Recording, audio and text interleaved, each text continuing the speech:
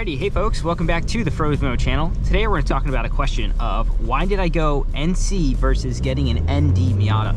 Now, if you guys are keen in the market and are looking, you can kind of see that ND1s are in a very funny place right now where the prices seem to be going lower than actually what NC2s and NC3s are going for. And the ones I'm talking about, of course, are super high mileage and are in that own bubble of car. Yeah, when it comes down to it, it came to a bunch of things. And first of all is just maximizing most fun per dollar. And I think comparing the NC chassis to ND, stock for stock, an NC2 compared to an ND1, I think is a way more fun car, way more practical car, and it's a lot cheaper for the money. Some things with the ND platform that are kind of a turn off is first, as we let the train go. First issue is with the transmission problems and synchros.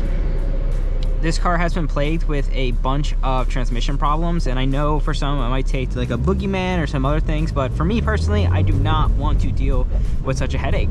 That being said, I know some people even swap in the NC transmissions into NDs since they're way more robust.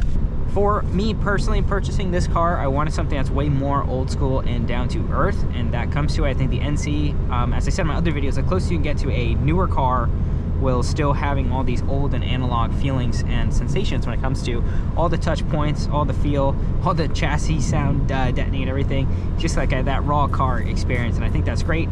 The ND goes to another level of that in refinement, which is nice. If I were to daily drive this guy and everything, I think I'd be more inclined and tuned to get something of that nature.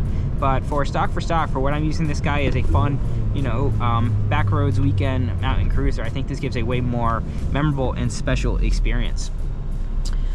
Another big thing too, comparatively to the two, is with the braking performance. The NC is a very stout package for what it is. Comparatively to the ND Miata, even with the Brembo Recaro package, I have heard people having issues with overheating problems. Since that package just gives you a bigger caliper and not actually more rotor surface to dissipate all that heat, you are constantly fighting brake overheating issues when you put it into a more track and motorsport environment. Not saying that this is my main goal to turn this guy into a full track car, but knowing that the stock braking system is very adequate for my use, I think it just makes me a bit more confident and happy in that regard. Next, we can compare, of course, the motors. The ND1 motor of the Miata is not that special. I believe it only revs to 6,700 RPM, which is significantly lower than this guy, the MZR 2.0, which is around 7,500. So just a lot more enjoyable experience, of course, rev out these little enthusiast momentum cars, and not having all of that movement is kind of important. I know there's a big weight penalty. You know, people call this Miata the boat, and I don't completely necessarily agree. I know it's a bit heavier than the others, but when you do the math and you kind of see how much extra tire you can fit in this guy. Yes, the ND1 motor compared to the MZR 2.0, I think are night and day. I know there's a Ford Duratec motor up in the front, but it definitely revs out and has a really nice and guttural sound. I really do enjoy it. And that being said, not to discount and knock the ND1, but for stock, I think it's just a way more fun and engaging experience. I know the interior is a lot nicer in an ND, but I do not like, you know, the huge blocky, really outdated now infotainment screen. Comparatively to this guy, it just has that old school cool feel to me where I don't have, you know, all the latest nav. It's a good way to kind of disconnect. And me, comparatively having with my G80 M3, that car has so much technology. This guy really has bare bones nothing, and I think that makes it even more of an engaging and different process. Another thing too is steering. The ND1 steering kind of took some leaps and bounds away from the feel since they went to an electric EPS steering rack. That is something that I know it's not horrendous comparatively to other cars and everything, but it's really hard to beat the hydraulic steering in this car.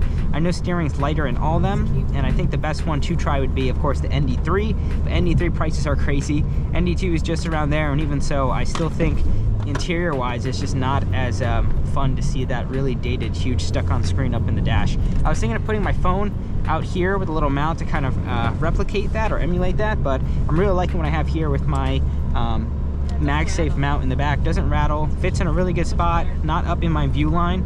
I know some folks like to see that when doing directions, but it's simply a glance down. I think it's a really nice OEM Plus system that's not obtrusive to my fiance's area either. That's a good spot, right? Nothing blocking. Sweet. So I'm very happy with the setup. Like I said, it gives me that old school cool, bare bones, real JDM feeling car And for the price that you get these guys, I really think it's just so much car for the money. I'm having so much fun with this guy specifically, and that is just some of my thoughts with the cars in the two. I do plan on getting an ND3 in the future. I have an NC3 right now. Of course, an ND3 would be perfect. I really do think that's somewhat close to Miata perfected. I do love the way that car looks. I love the style. In the perfect world, if I could afford it, I would be getting an ND3 over an NC3, but the price delta is ridiculous. Almost $24,000 in difference, probably the same price, maybe even more, comparatively of what I can get for this car and what I got there, and it's just not giving you that much of a difference in experience. So I think this just is a superior clear winner. I know some folks do not like how these cars look, but that's a subjective thing. Performance for performance, I mean, these cars are just fantastic when it comes to giving you what you want for the dollar. So that's just my thoughts. Wonder what you guys think down below. If you're an ND owner, NC owner, that's Brian Forgotten. Wait, you know that guy? Yeah, my coworker. That's crazy. Oh, wow. So that's like right here. But yeah, besides the point, just want to say thank you guys so much for watching. My last video did really well, so if you guys enjoy this content, please let me know. I'm always happy to talk about more comments. And that's your host Ryan for Feroz Moto. I'll catch you guys in the next video. Feroz Moto out.